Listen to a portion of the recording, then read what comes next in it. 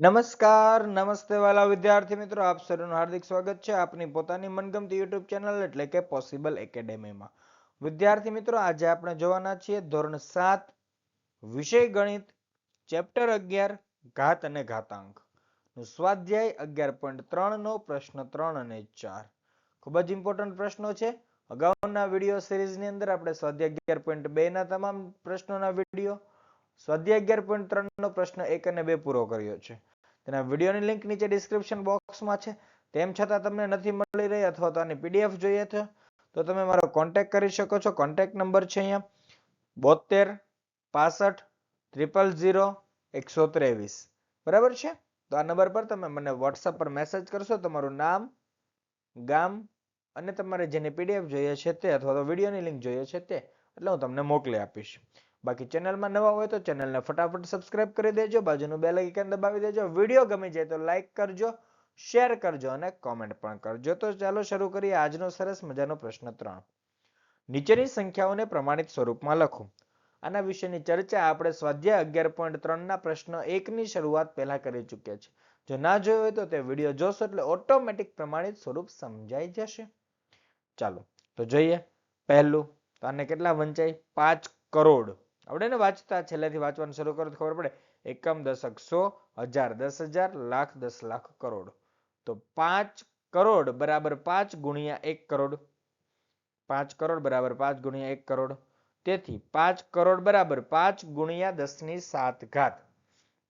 Ready sir? 10 ની 7 ઘાત ક્યાંથી આવી? તો અહીંયા એક પછી મીંડા ગણવાની શરૂઆત કરી દેવાની. કેટલા મીંડા છે?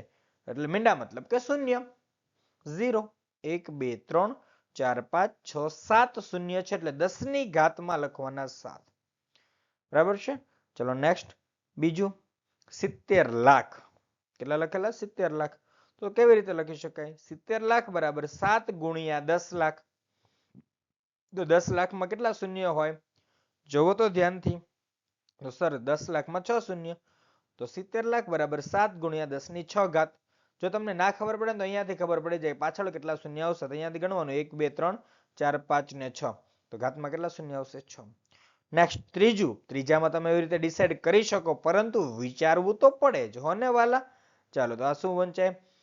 3 અબજ 18 કરોડ 65 લાખ બરાબર 3.1865 ગુણ્યા, સર કેટલા શૂન્ય લખવા? તો અહીંયાથી શૂન્ય ગણવાના. જો 1 2 3 4 5 6 7 8 9.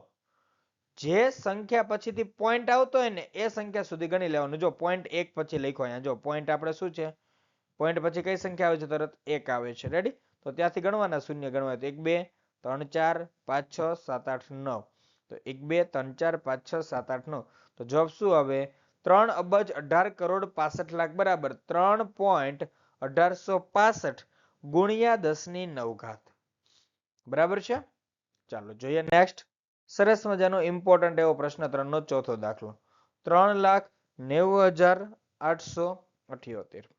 3,90,878 બરાબર 3.90,878. તો છેલ્લે સર અહીંયા પોઈન્ટ નથી દેખાતું. ક્યાં હોય? પોઈન્ટ સૌથી છેલ્લે હોય. ત્યાંથી પોઈન્ટ થી તમારે આગળ અંક ગણવાનું શરૂ કરવાનું. 1 2 3 4 ને 5. તો 3.90,878 ગુણ્યા 1 ની પાછળ કેટલા શૂન્ય લખવાના? 5 શૂન્ય એટલે 1 લાખ. અને 5 શૂન્ય એટલે 10 ની કેટલી ઘાત કહેવાશે? 5 ઘાત. મતલબ આગળ લખવાનું કે 3,90,878 બરાબર 3.90,878 ગુણ્યા 10 ની 5 ઘાત. નેક્સ્ટ પાંચમું. 39,087.8. અહીંયા પોઈન્ટ આપેલો છે, ખાસ ધ્યાન રાખવાનું છે. પોઈન્ટ થી ડાબી બાજુ ખસવાનું. પોઈન્ટ થી ડાબી બાજુ ખસો એટલે જો પોઈન્ટ થી ડાબી બાજુ ખસો એટલે 1 2 3 ને 4 જ સ્થાન ડાબી બાજુ ખસો છો એટલે 39,087.8 બરાબર 3.90,878 ગુણ્યા 10,000. એકની પાછળ 4 મીંડા, કારણ કે તમે 4 સ્થાન ડાબી બાજુ ખસ્યા છો. તો જો અહીંયા પોઈન્ટ થી 1 2 3 અને 4. રેડી? ચાલો તો શું જવાબ આવે? 39,087.8 બરાબર 3.90,878 ગુણ્યા 10 ની 4 ઘાત. નેક્સ્ટ પાંચમો, રેડી, 3908.78. તો પોઈન્ટ પહેલા કેટલા અંક આવે? 1 2 3. તો પોઈન્ટ પહેલા 3 અંક આવે એટલે પાછળ શું કરવાનું? એકની પાછળ કેટલા મીંડા લખવાના? 1000 વાળું. રેડી, તો 3908.78 બરાબર 3.90878 ગુણ્યા 1000. 1000 મતલબ 10 ની 3 ઘાત. રેડી છે? તો શું જવાબ આવે? 3908.78 બરાબર 3.90878 ગુણ્યા 10 ની 3 ઘાત. રેડી છે? ચાલો જોઈએ નેક્સ્ટ. ત્યારબાદ આજનો સરસ મજાનો પ્રશ્ન 4, છેલ્લો પ્રશ્ન છે પરંતુ સરસ મજાનો છે. રેડી, અને ચેપ્ટરનો પણ છેલ્લો પ્રશ્ન છે, કારણ કે આ ચેપ્ટર પછી આપણે મળવાના છીએ 12મા ચેપ્ટર સાથે. સરસ મજાનું ચેપ્ટર છે જે તમારા મગજની અંદર ચાલતું જ હશે ને બહુ સહેલું છે. ચાલો જોઈએ પ્રશ્ન 4. નીચેના વિધાનોમાં દેખાતી સંખ્યાઓને પ્રમાણિત સ્વરૂપમાં ફેરવો. અહીંયા ફરી પાછું એ જ છે, પ્રમાણિત સ્વરૂપમાં ફેરવવું. તો શું કીધું?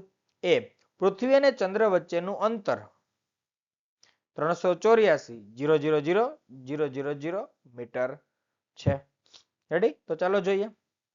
તો 384,000,000 બરાબર 3.84 ગુણ્યા, બોલો કેટલા થશે? આ ગણો ચાલો. સર જે હોય અમારે ક્યાં એનાથી મતલબ છે. જો તમને યાદ ના રહે ને એવું કાંઈ કે સર આ સંખ્યાને કેમ વંચાય, કેમ કે પરીક્ષામાં એનાથી કોઈ મતલબ છે નહીં. બાકી વાંચતા તો આવડવું જ જોઈએ આપણને, નો ડાઉટ, નો પ્રોબ્લેમ.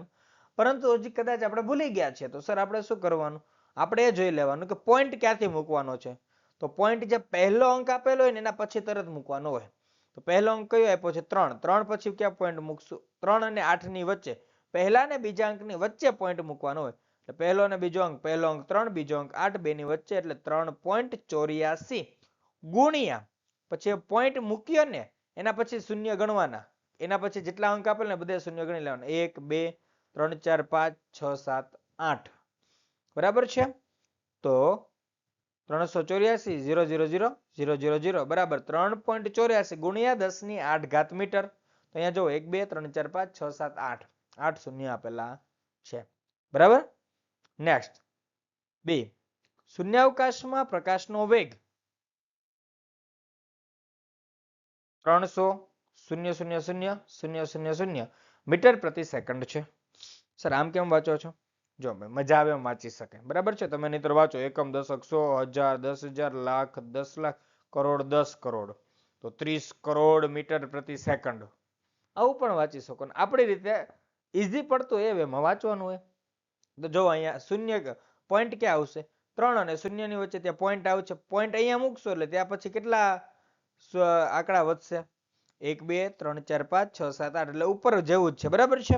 ચાલો તો 300,000,000 બરાબર 3 ગુણ્યા 10 કરોડ. રેડી છે? ચાલો, અથવા તો તમે એને 1 બિલિયન પણ કહી શકો, 1 billion, like that. Ready? Similar, sorry 100 million કહેવાશે. ઓકે છે? 1 બિલિયન નહીં, 100 મિલિયન. 100 મિલિયન. ઓકે, ચાલો તો જોઈએ. તેથી તો બરાબર આ એક પછી કેટલા શૂન્ય છે? 8. તો 3 ગુણ્યા 10 ની 8 ઘાત મીટર પ્રતિ સેકન્ડ.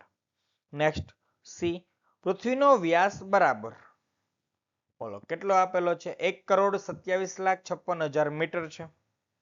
તો પૃથ્વીનો વ્યાસ બરાબર 1.2756 ગુણ્યા કેટલા આવશે? 1 2 3 4 5 6 7 શૂન્ય. જો એકની પાછળ કેટલા શૂન્ય આવશે? 7 શૂન્ય. તો 1,27,56,000 બરાબર 1.2756 ગુણ્યા 10 ની 7 ઘાત મીટર. નેક્સ્ટ ચાલો જોઈએ એમાં ડી, સૂર્યનો વ્યાસ 1,400,000,000. રેડી? 1,400,000,000 મીટર છે. બોલો આવું વાંચો તો કંટાળાજનક લાગે. એની કરતા આપણે એવું વિચારાય કે આગળ 14 આપ્યા છે ને એની પાછળ કેટલા શૂન્ય આપ્યા છે? 8 શૂન્ય આપેલા છે. રેડી? તો ચાલો જોઈએ. તો એ રીતે આપેલું છે તો આપણે લખીએ 1.4 ગુણ્યા એકની પાછળ કેટલા શૂન્ય હશે? ટોટલ શૂન્ય વિચારો, ટોટલ 9 શૂન્ય રહેશે, કારણ કે 1 અને 4 ની વચ્ચે પોઈન્ટ મૂક્યો તો પોઈન્ટ પછી તરતની બધી જ સંખ્યા ગણી લો. 1 2 3 4 5 6 7 8 9. તો 1.4 ગુણ્યા 10 ની 9 ઘાત મીટર.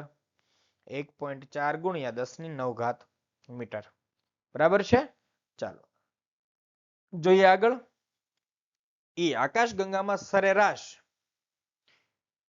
100,000,000,000,000,000 તારાઓ છે. તો કેટલા થશે? તો આકાશગંગામાં 1.0 ગુણ્યા 1 ની પાછળ કેટલા શૂન્ય આવશે? 11 શૂન્ય છે. રેડી? ગણી લેવા. 3 તેરી 3 એકા 3, 3 દુ 6, 3 તેરી 9, 9 ને 2 11. તો 1.0 ગુણ્યા 10 ની 11 ઘાત તારાઓ. 11 શૂન્ય છે એટલે બેઠું લખી શકાય. Next F. વિશ્વ 12,000,000,000,000,000,000 વર્ષ પહેલા અસ્તિત્વમાં આવ્યું છે. ઓકે, તો એ પ્રમાણે લખી શકીએ કે 12,000,000,000,000,000 બરાબર 1.2 ગુણ્યા 10,000,000,000,000,000 એટલે 3 વાર 3 શૂન્ય છે એટલે 9, 3 તેરી 9 ને 1 10. તો 1.2 ગુણ્યા 10 ની 10 ઘાત વર્ષ. બરાબર છે. ચાલો નેક્સ્ટ જોઈએ. બહુ ઈઝી વસ્તુ છે, તમને આવડે એવી છે. જી. આકાશગંગા ગેલેક્સીના કેન્દ્રથી સૂર્યનું અંતર 300,000,000,000,000,000,000,000,000,000 મીટર છે. તો આ કવડી મોટી સંખ્યા છે. આને લખવું હોય તો કેટલી તકલીફ પડે, ઘણી વખત તો ભૂલ પણ પડે. એટલા માટે આપણે પ્રમાણિત સ્વરૂપમાં ફેરવીએ છીએ. તો 3.0 ગુણ્યા અહીંયા જેટલા શૂન્ય એટલા લખી દેવાના. સર કેટલા છે? 3 એકા 3, 3 દુ 6, 3 તેરી 9, 3 ચોક 12, 3 પંચા 15, 3 છંગ 18, 18 ને 2 20 શૂન્ય છે. કેટલા શૂન્ય છે? 20. તો 3.0 ગુણ્યા 10 ની 20 ઘાત મીટર. 3.0 ગુણ્યા 10 ની 20 ઘાત મીટર. Next H. 1.8 ગ્રામ વજન ધરાવતા પાણીના ટીપામાં 60, 230, 0.0000000000000 પરમાણુઓ સમાયેલા હોય છે. મતલબ કેટલા શૂન્ય છે ગણો તો. 3 એકા 3, 3 દુ 6, 3 તેરી 9, 3 ચોક 12, 3 પંચા 15, 3 છંગ 18, 18 અને પછી જો ભઈલા અહીંયા 19, 20, 21 અને 22 અહીંયા 6 અને 0 વચ્ચે પોઈન્ટ આવશે. એટલે શું જવાબ આવશે? બરાબર છે. 6.023 ગુણ્યા 10 ની 22 ઘાત પરમાણુ. કારણ કે કેટલા શૂન્ય છે? 22 શૂન્યો આવેલા છે. બરાબર છે. ખાસ ધ્યાનથી જોતું રહેવાનું. નેક્સ્ટ. ચલો સરસ મજાનું. બરાબર છે. ચાલો. પૃથ્વી પર 1,353,000,000,000 ઘન કિલોમીટર દરિયાનું પાણી છે. રેડી છે? ચાલો તો શું કરી શકાય? સર અહીંયા શૂન્ય ગણી લો. 3 ને 3 6 અને 3 9. કારણ કે 1 અને 3 ની વચ્ચે પોઈન્ટ મૂકવાના છે અમને ખબર છે. તો 1.353 ગુણ્યા 1 ની પાછળ 9 શૂન્ય. 1 ની પાછળ 9 શૂન્ય એટલે શું લખાય? 1.353 ગુણ્યા 10 ની 9 ઘાત ઘન કિલોમીટર. રેડી છે? ખાસ તમે પોઈન્ટ પછી કેટલા અંક છે, કેટલા શૂન્ય મૂકવા છે તે ધ્યાન રાખજો. નેક્સ્ટ. માર્ચ 2001 માં ભારતની વસ્તી આશરે 1,027,000,000,000 હતી. તો શું થશે? 1.027 ગુણ્યા 1 ની પાછળ કેટલા શૂન્ય? 9. 1 2 3 4 5 6 7 8 9. તો 1 ની પાછળ 9 શૂન્ય. તો 1.027 ગુણ્યા 10 ની 9 ઘાત વસ્તી છે. બરાબર છે વિદ્યાર્થી મિત્રો?